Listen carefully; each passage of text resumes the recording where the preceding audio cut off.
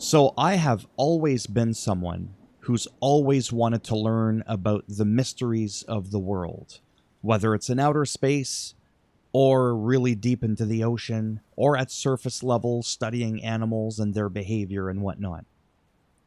However, recently I have been awakened with a lot of knowledge in a very short period of time, and it completely blows me away how there's just so much more to the universe than I realized. And I finally caved in. These are people I had always seen around for many, many years being discussed.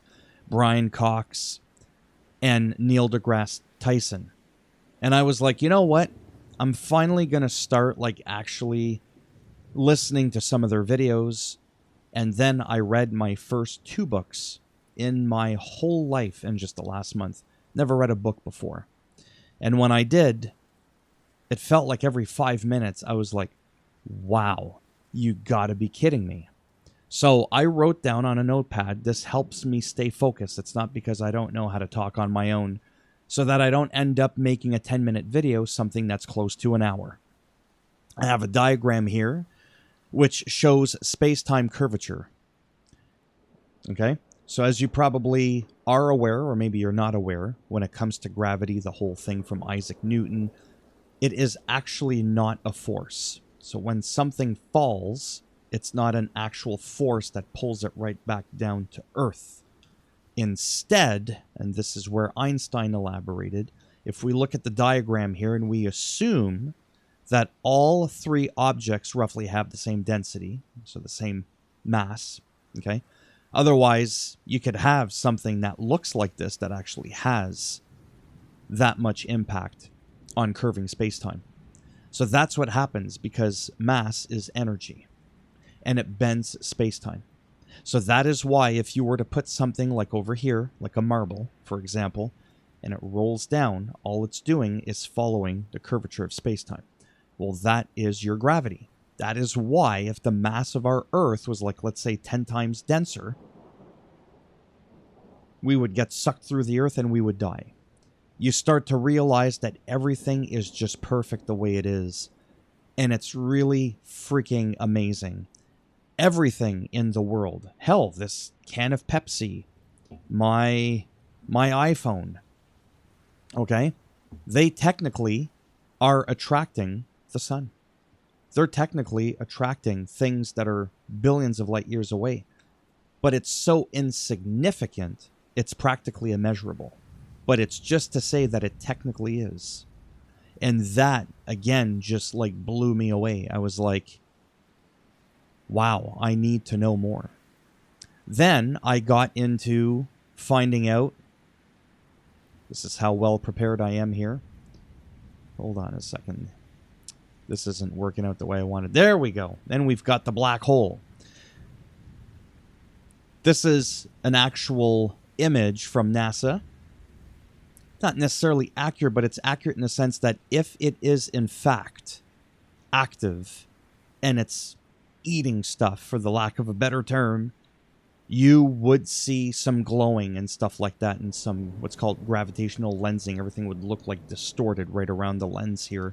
What would look like a distorted lens, rather. And what's really cool about black holes, and I've always known a little bit about black holes, and again, I don't want to get too deep into any of this stuff. This was just to kind of share with you how I got so hooked, finding out that there's just so much more to it than what you might see if you look into it for but a moment. If the sun, and I'm not going to get into the specifics, if a star is bigger than the sun, much larger than the sun, I think it's something like 25 times the solar mass of the sun. When it supernovas and it runs out of fuel, gravity caves in, it wins, because as it's burning helium, I believe it is, that's what prevents gravity from collapsing on itself. And if it's over a certain mass, it caves in and creates a black hole. If it doesn't create a black hole, then it just makes something else. It's not a black hole. It's not as cool.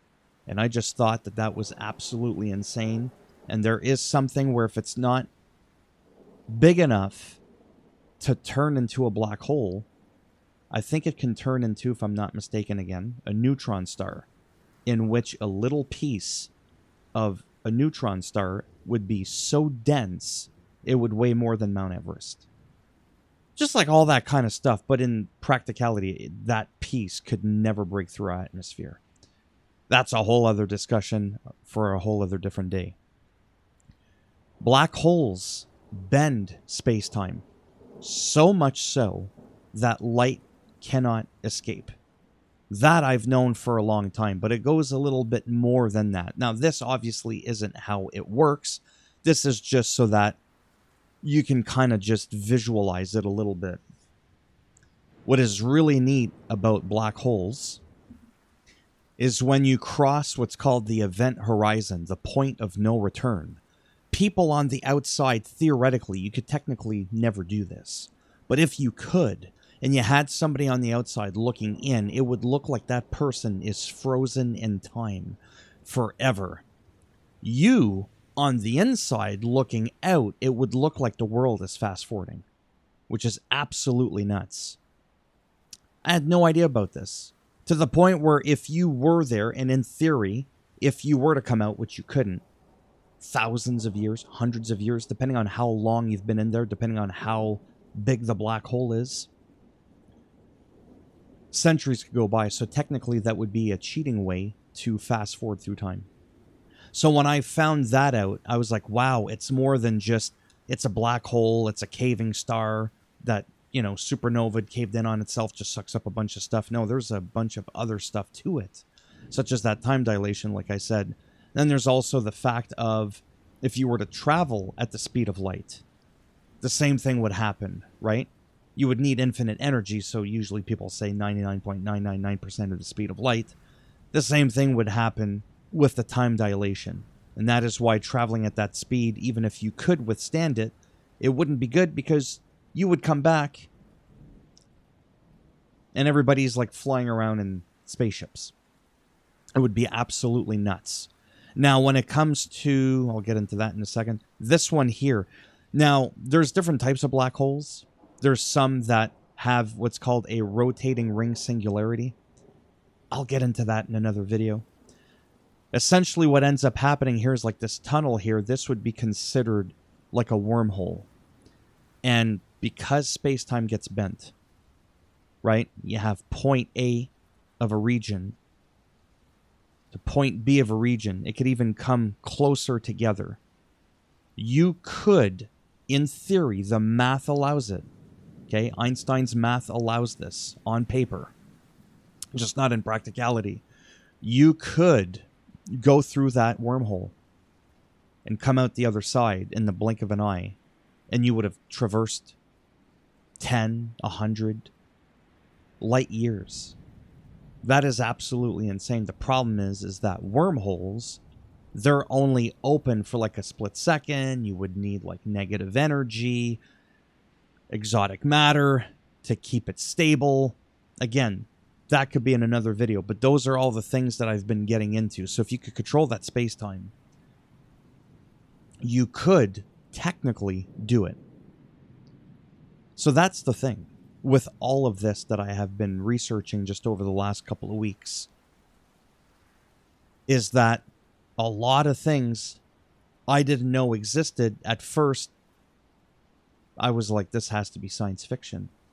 But then you look into it and you find out that it isn't. Where the science fiction part comes in is, again, the likelihood that in my lifetime or ever that we're going to be able to stabilize a Kerr black hole with its wormhole so that we can just traverse around. Very unlikely that that's going to happen. But it's the fact that you, again, on paper could. That's when, like I said, and I'm having a hard time making this video here, that's when I said I realized there's so much more than just, oh, it's black, there's a bunch of stars, and it twinkles, and it's pretty, and there's planets, and, oh, maybe really far away there's aliens on another planet, advanced civilization, open-minded to that idea. But I didn't know about all the little intricacies of all this stuff that I've been dabbing into. And it's very hard for me to memorize something I just started getting into a couple of weeks ago. There's so much more that I've learned that I could share, but I don't want to. I don't need to show off.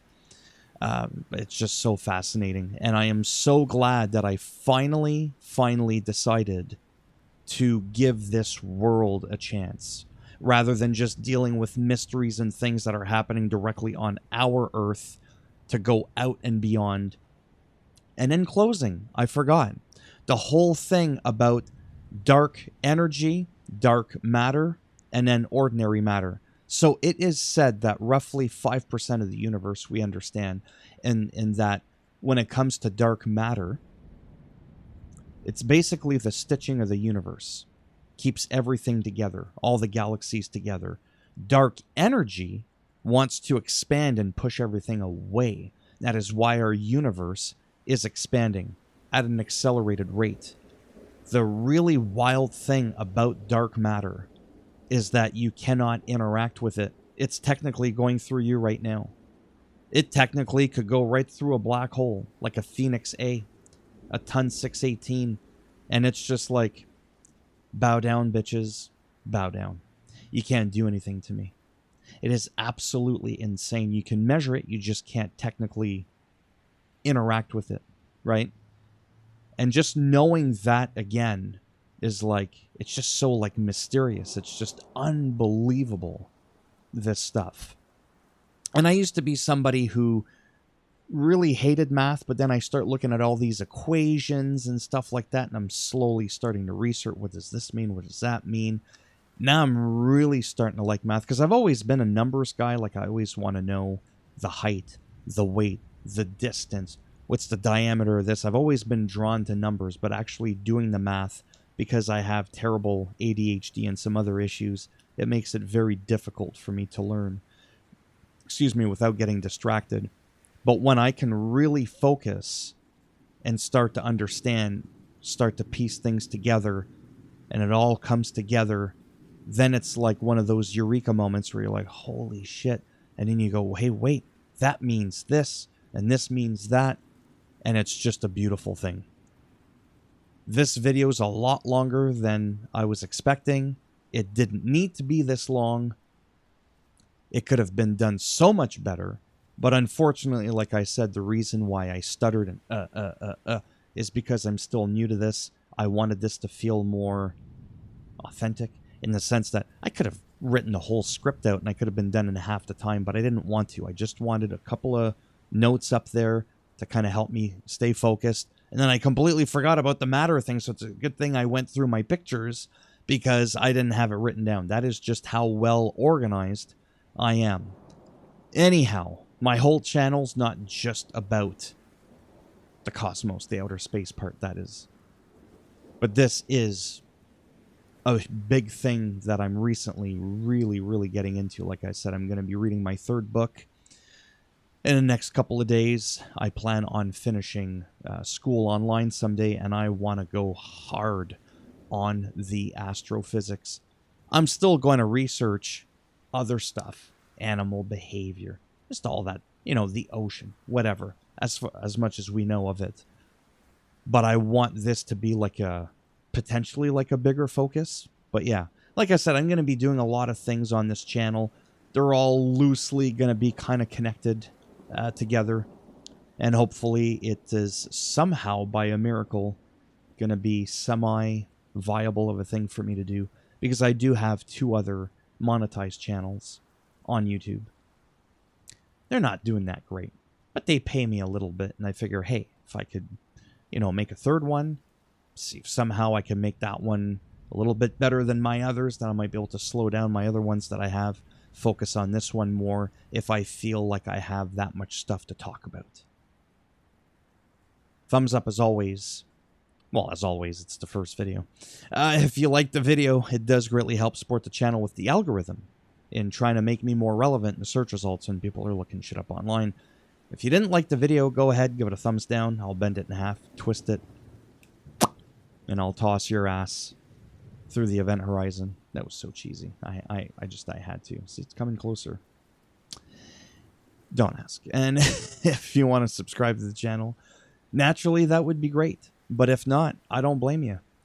Thanks for stopping by anyways. Take care. And if I'm lucky, maybe I will see some of you in the next one. Bye for now.